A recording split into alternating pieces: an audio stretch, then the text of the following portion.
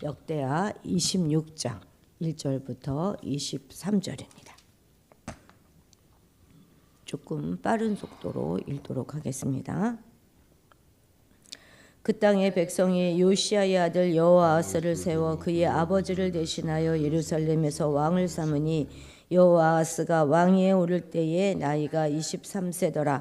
그가 예루살렘에서 다스린 지 석 달에 애굽 왕이 예루살렘에서 그의 왕위를 폐하고 또 그 나라에 은 100달란트와 금 1달란트를 벌금으로 내게 하며 애굽 왕 느고가 또 그의 형제 엘리야김을 세워 유다와 예루살렘 왕으로 삼고 그의 이름을 고쳐 여호야김이라 하고 그의 형제 여호아하스를 애굽으로 잡아갔더라. 여호야김이 왕위에 오를 때에 나이가 25세라. 예루살렘에서 11년 동안 다스리며 그의 하나님 여호와 보시기에 악을 행하였더라. 바벨론 왕 느부갓네살이 올라와서 그를 치고 그를 쇠사슬로 결박하여 바벨론으로 잡아가고 느부갓네살이 또 여호와의 전 기구들을 바벨론으로 가져다가 바벨론에 있는 자기 신당에 두었더라. 여호야김의 남은 사적과 그가 행한 모든 가증한 일과 그에게 발견된 악행이 이스라엘과 유다 11개에 기록되니라. 그의 아들 여호야긴이 대신하여 왕이 되니라. 여호야긴이 왕위에 오를 때에 나이가 8세라. 예루살렘에서 석 달 열흘 동안 다스리며 여호와 보시기에 악을 행하였더라. 그 해에 느부갓네살 왕이 사람을 보내어 여호야긴을 바벨론으로 잡아가고 여호와의 전에 귀한 그릇들도 함께 가져가고 그의 숙부 시드기야를 세워 유다와 예루살렘 왕으로 삼았더라. 시드기야가 왕위에 오를 때에 나이가 21세라. 예루살렘에서 11년 동안 다스리며 그의 하나님 여호와 보시기에 악을 행하고 선지자 예레미야가 여호와의 말씀으로 일러도 그 앞에서 겸손하지 아니하였으며 또한 느부갓네살 왕이 그를 그의 하나님을 가리켜 맹세하게 하였으나 그가 왕을 배반하고 목을 곧게 하며 마음을 완악하게 하여 이스라엘 하나님 여호와께로 돌아오지 아니하였고 모든 제사장들의 우두머리들과 백성도 크게 범죄하여 이방 모든 가증한 일을 따라서 여호와께서 예루살렘에 거룩하게 두신 그의 전을 더럽히게 하였으며 그 조상들의 하나님 여호와께서 그의 백성과 그 거하시는 곳을 아끼사 부지런히 그의 사신들을 그 백성에게 보내어 이루셨으나 그의 백성이 하나님의 사신들을 비웃고 그의 말씀을 멸시하며 그의 선지자들을 욕하여 여호와의 진노를 그의 백성에게 미치게 하여 회복할 수 없게 하였으므로 하나님이 갈대아 왕의 손에 그들을 다 넘기심에 그가 와서 그들의 성전에서 칼로 청년들을 죽이며 청년 남녀와 노인과 병약한 사람을 긍휼히 여기지 아니하였으며 또 하나님의 전에 대소 그릇들과 여호와의 전에 보물과 왕과 방백들의 보물을 다 바벨론으로 가져가고 또 하나님의 전을 불사르며 예루살렘 성벽을 헐며 그들의 모든 궁시를 불사르며 그들의 모든 귀한 그릇들을 부수고 칼에서 살아남은 자를 그가 바벨론으로 사로잡아가매 무리가 거기서 갈대아 왕과 그의 자손의 노예가 되어 바사국이 통치할 때까지 이르니라. 이에 토지가 황폐하여 땅이 안식년을 누린같이 안식하여 70년을 지냈으니 여호와께서 예레미야의 입으로 하신 말씀이 이루어졌더라. 바사의 고레스 왕 원년에 여호와께서 예레미야의 입으로 하신 말씀을 이루시려고 여호와께서 바사의 고레스 왕의 마음을 감동시키심에 그가 온 나라에 공포도 하고 조서도 내려 이르되 바사 왕 고레스가 이같이 말하노니 하늘의 신 여호와께서 세상 만국을 내게 주셨고 나에게 명령하여 유다 예루살렘의 성전을 건축하라 하셨나니 너희 중에 그의 백성된 자는 다 올라갈지어다. 너희 하나님 여호와께서 함께 하시기를 원하노라 하였더라. 아멘. 예. 이제 오늘 본문은 드디어 역대기의 대단원의 막을 내리는 그런 부분입니다. 요시야의 죽음 이후 이제 요시야의 아들 셋 그리고 요시야의 손자 하나 이렇게 한 명이 차례로 왕위에 올라서 불신앙과 악정의 23년을 보내고 결국 유다는 멸망하게 됩니다. 왕 개개인의 신앙도 문제였거니와 하나님의 존재감이 이스라엘의 백성들 안에 희미했기 때문이죠. 단지 지금 당장 누구를 의지하여야 이 지금 위험, 눈앞에 있는 이런 위험에서 벗어날 수 있을까 하는 거기에만 오직 골몰할 뿐이었습니다. 믿음이나 소망 뭐 이런 것들은 아예 뭐 기대할 수도 없는 그런 상황이 된 것이죠.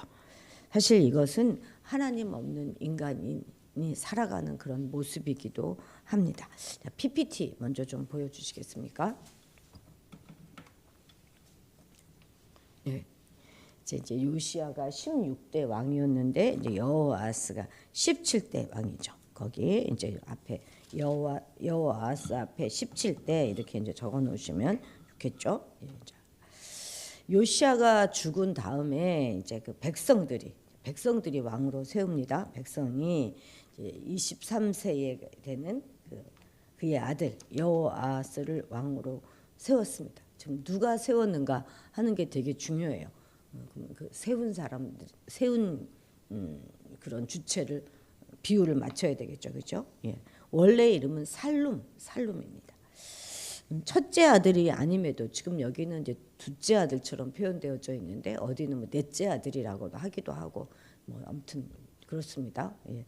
근데 어쨌든 첫째 아들이 아니면서도 왕이 될 수 있었던 것은 바로 이 요시아의 반이집트 정책을 이어가려고 하는 정치적 의도가 반영된 결정이었습니다. 그런데 이제 반이집트 정책을 펼치니까 이집트에서 가만히 있지 않았겠죠, 그죠? 그래서 여기에 반발한 이집트의 느고 왕이 여호아스를 폐위시키고 그리고 이집트로 끌고 갑니다. 그리고 이제 그 유다에는 3절에 보면 은 100달란트, 금 1달란트의 그런 벌금을 부과합니다. 그리고 이 여호아스는 이집트에서 죽습니다. 자, 그리고 이제 4절에 넘어가 보면 이제 그의 형제 엘리야김, 그 이제 오히려 자기 형인 것 같죠? 엘리야김을 왕으로 세웁니다. 그리고 그의 이름을 그러니까 이제 이 여호야김으로 바꿔요. 이집트식 이름으로 바꿔준 거죠. 그래서 유다가 이집트의 속국임을 아주 천명합니다. 요즘 이집트가 왕으로 세웠으니 여호야김은 누구 눈치를 봐야 되겠습니까? 이집트 눈치를 보고 이집트 비율을 맞춰야 되는 거죠. 그 당시 이제 유다 전국은 친 이집트파, 친 바벨론파 대립이 굉장히 혼란했지만 그 누구도 열방을 의지하지 말라 하는 하나님의 경고는 듣지 않습니다. 예루살렘에서 11년 통치해요. 여호야김하고 시드기야는 11년. 그다음에 여호아스와 여호야김 두 왕은 약 3개월 정도 다스리죠. 11년 통치하지만 교만과 탐욕으로 아주 불의와 폭정을 일삼았고 그리고 선지자들을 죽였고 하나님의 말씀이 기록된 두루마리를 불에 태우는 등 온갖 악을 다 행했습니다. 그러면서도 백성들에게는 막 세금을 많이 걷어다가 이집트에게 조공을 갖다 바쳤어요. 이집트에 의해서 왕이 됐기 때문에 즉위 초기에는 이렇게 이집트의 눈치를 보고 이집트의 비율을 맞출 수밖에 없었습니다. 그런데 이제 오늘 보면 6절에 보면 바벨론 왕 느부갓네살이 쳐들어왔다 이렇게 돼 있지 않습니까? 요것이 바로 이제 제2차 갈그미스 전투입니다. 거기 6절 앞에도 제2차 갈그미스 전투 이렇게 기록해 놓으시면 나중에 성경 보기에 좋죠. 2차 갈그미스 전투입니다. 이렇게 이제 갈그미스에서 바벨론이 이제 이집트와 막 이렇게 전쟁을 하다가 이겼어요. 그래서 이집트를 격파한 후에 유다로 침공해 내려옵니다. 그래서 여호야김 왕족들 성전 기구 이런 모든 것들을 다 바벨론으로 끌고 가죠. 그리고 이제 그 이후에 여호야김은 바벨론으로 끌려갔다가 이제 얼마 후에 다시 이제 이집트를 버리고 친바벨론 정책을 하겠다 이런 약속을 하고 다시 유다로 돌아오게 되는데 돌아오면서 얼마나 이 바벨론에게 이를 갈았겠습니까? 자기가 바벨론까지 끌려가고 막 이랬으니까. 그래서 이제 이를 갈고 있다가 한때 바벨론과 이집트 싸움에서 이집트가 이겼어요. 바벨론이 패하니까 얼른 이제 친 이집트 정책으로 돌아섰습니다. 그러니까 여호야김은 이 바벨론과 이집트 사이에서 이제 막 양쪽의 눈치를 계속 보면서 이리 붙었다 저리 붙었다 하는 거죠. 그러면서 바벨론에 순복하라 하는 하나님의 말씀은 계속 무시했던 것이죠. 그러면 이제 바벨론이 가만히 있을 리가 없지 않겠습니까? 다시 또 군대를 보내서 유다를 징벌했지만 믿었던 이집트에서는 어떤 도움도 주지 않지요. 자, 그래서 이제 19대 다시 또 잡혀가고 19대 왕으로 등극한 여호야김은 여호야김의 아들이죠. 아들이면서 이제 바벨론이 세운 왕입니다. 그런데 이제 우리가 이제 9절에 보면 약간의 문제가 있어요. 9절 한번 보십시오. 여호야김이 왕위에 오를 때의 나이가 몇 세라고 되어 있습니까? 8살. 예루살렘에서 석 달 열흘 동안 다스리며 여호와 보시기에 악을 행했다 이렇게 되어 있는데요. 8살 아이가 악을 행했으면 얼마나 악을 행했겠습니까, 그죠? 그런데 거기 이제 그 병행 구절이 열왕기하 24장이잖아요. 열왕기하 24장을 한번 찾아볼까요? 자, 열왕기하 24장 8절. 열왕기하 24장 8절 한번 찾아보세요. 한번 제가 읽겠습니다. 같이 읽어봅시다. 여호야긴이 왕이 될 때에 나이가 몇 살? 18세다 이렇게 되어 있죠. 그래서 예루살렘에 석 달간 다스렸다 이렇게 되어 있습니다. 그대로 두세요. 덮지 마십시오 아직. 예. 그러니까 이렇게 18살이란 기록이 있고 다른 뭐 역번들을 보면 18세였다 이렇게 번역들이 몇 군데 또 발견됩니다. 그리고 15절도 한번 볼까요? 15절 24장 15절 보면 여호야긴을 바벨론으로 사로잡아 가고 왕의 어머니와 왕의 아내들과 이렇게 되어 있잖아요. 그러니까 왕의 아내가 있었다는 얘기니까 그죠?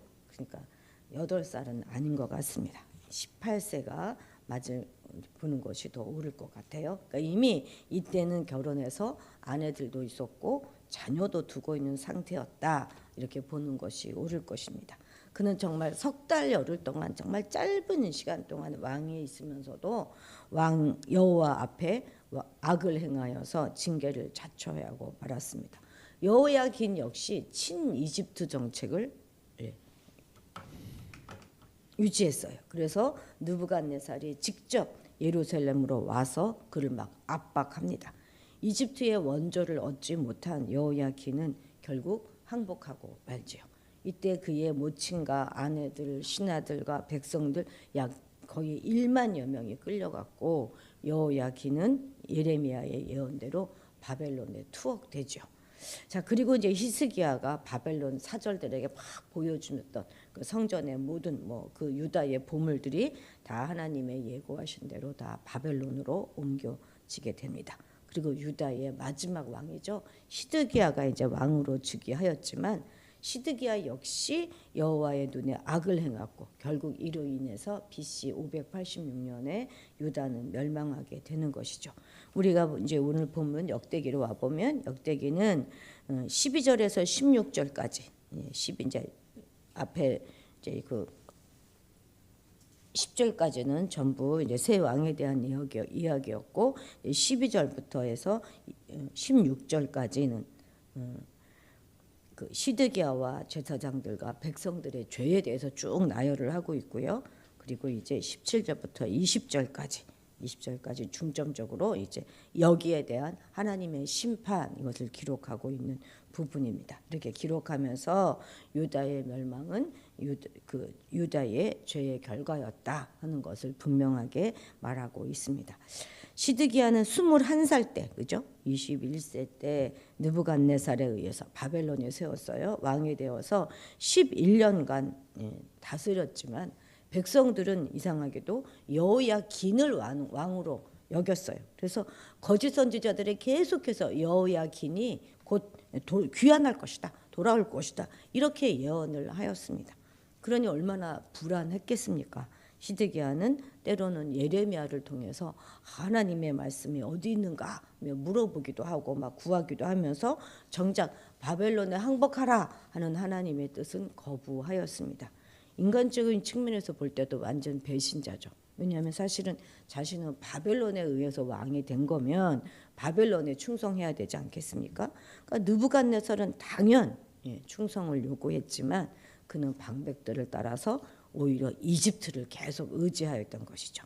자, 우리 12, 13절 같이 읽어봅시다. 그의 하나님 여호와 보시기에 악을 행하고 선지자 예레미야가 여호와의 말씀으로 일러도 그 앞에서 겸손하지 아니하였으며 또한 느부갓네살 왕이 그를 그의 하나님을 가리켜 맹세하게 하였으나 그가 왕을 배반하고 목을 굳게 하며 마음을 완악하게 하여 이스라엘 하나님 여호와께로 돌아오지 아니하였고. 심지어 예레미야서를 보면 에돔이나 모압 이런 나라들과 동맹을 맺어서 바벨론에 반대해서 막 그렇게 막 반역을 일으키기도 했다는 그런 기록도 있습니다. 왕뿐만 아니라 제사장들과 백성들 역시도 하나님께 불충실했습니다. 그들은 가증한 이방 풍습을 따랐고 성전 안에 우상들, 곤충들도 막 있고 또 단무스, 태양 이런 것들을 숭배함으로써 거룩한 성전을 더럽혔죠. 자, 15절도 같이 읽어볼까요? 15절입니다. 그 조상들의 하나님 여호와께서 그의 백성과 그 거하시는 곳을 아끼사 부지런히 그의 사신들을 그 백성에게 보내어 이르셨으나 그럼에도 불구하고 하나님께서는 백성과 예루살렘과 성전을 긍휼히 여기시고 부지런히 선지자들을 보내셔서 돌아오기를 권하셨습니다. 그러나 백성들은 오히려 선지자들을 멸시하고 하나님을 거부했고 그래서 결국 여호와의 진노를 돌이킬 수가 없게 된 것이죠. 결국 시드기야 11년 그러니까 주전 586년에 예루살렘은 느부갓네살 군대에게 포위된 지 3년 만에 완전히 함락됩니다. 성전에서 사람들이 살해되고요. 노인들조차 긍휼히 여김을 받지 못했다. 이렇게 17절에는 기록되어 있습니다. 그리고 성전과 왕궁, 귀족들의 보물은 다 바벨론으로 옮겨졌고 성전과 왕궁은 불탔고 성벽은 헐렸습니다. 그리고 칼에 살아남은 자 이런 그 군대에 짓밟히지 않고 살아남은 자들은 바벨론으로 모두 끌려가서 노예가 되죠.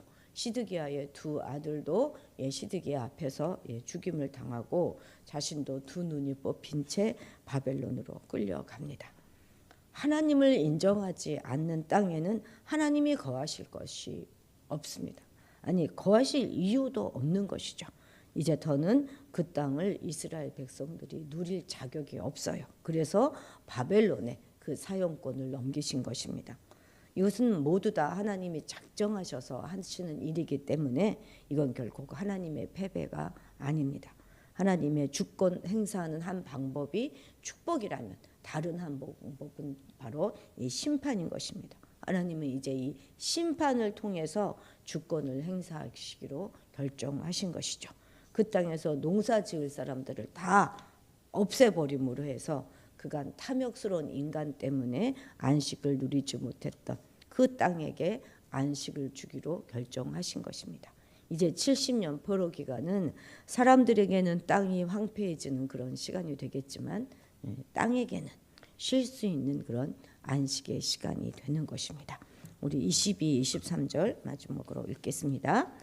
바사의 고레스 왕 원년에 여호와께서 예레미야의 입으로 하신 말씀을 이루시려고 여호와께서 바사의 고레스 왕의 마음을 감동시키심에 그가 온 나라에 공포도 하고 조소도 내려 이르되 바사왕 고레스가 이같이 말하노니 하늘의 신 여호와께서 세상 만국을 내게 주셨고 나에게 명령하여 유다 예루살렘의 성전을 건축하라 하셨나니 너희 중에 그의 백성된 자는 다 올라갈지어다. 너희 하나님 여호와께서 함께 하시기를 원하노라 하였더라. 아멘.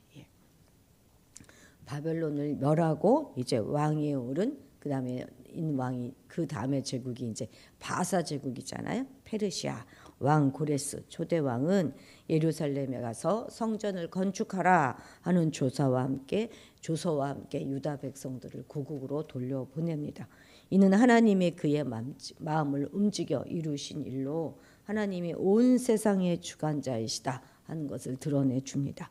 고레스도 여호와를 찬양하면서 자신이 왕이 된 것과 귀한 명령이 모두 다 하나님의 뜻이다 이렇게 선언하죠. 놀랍게도 이스라엘 백성들의 입에서 나와야 할 말이 지금 고레스의 입에서 나오고 있는 것입니다. 그는 여호와를 하늘의 신으로 인정해요. 선지자들이 약속한 대로 포로로 잡혀가 있었던 이스라엘 백성들은 때가 되면 제국의 군사들의 호의를 받으면서 안전하게 고토로 돌아오게 될 것입니다. 그런데 다 돌아오는 것은 아니고요. 갈대아 우르의 아브라함처럼 하나님의 나라를 사모하는 자들만 돌아올 것입니다.